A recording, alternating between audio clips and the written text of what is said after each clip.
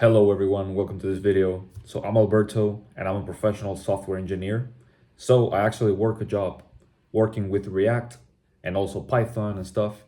So I have experience with this. And here what I have on the screen right now is one of the worst atrocities that you're ever going to see in a code base. Now, if you're a beginner with React, you've never done much React before, you might look at this and be like, what's wrong with this? It seems pretty good. You have, name. Well, this is gonna be the first name, last name, and then you have another state to hold the full name, right? So every time you change the first name or the last name, we update the full name, and we just display the full name right here. So we got LeBron James. We just add it together. We set the full name, and then we display it. Seems pretty simple, right? So we have this input. This is gonna be the input for the first name. So we're gonna say like John Doe or whatever. So see, whenever we change the first name or the last name, we update the state and it updates. Sounds good? No, but this is actually horrendous because we're overcomplicating the application way too much. We don't need to do any of this. There's such a more simple solution that we can do. So let's just fix this real quick. First of all, we're gonna get rid of the state because the truth is we don't need another state. We can just, because we already have the name and the last name. We don't need to have another state to like hold the name and the last name. We can literally just use a variable. Because what happens, well, we're gonna have the full name right here. So the full name is just gonna be the name plus the last name, right? And this is gonna work perfectly fine. Well, let's put a little space in between.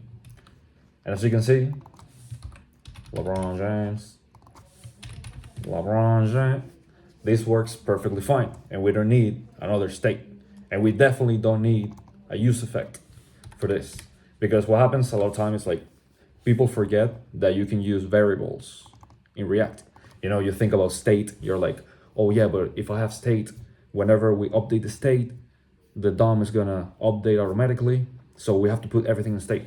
But you forget about the fact that you can just use a regular variable like this, because every time you update the state, this is gonna run again, and this variable is gonna get updated, and then you're gonna display the right value here. So the way that you kind of have to think about React is like, the state flows from the top down. So you have the state at the top, and then it kind of just flows down, and you can derive state. There's a lot of things that instead of using a useEffect or using anything weird like that, you can just derive the state from the state that you already have. There's actually a good article that you can read. You can search it up. It's called "You Might Not Need an Effect."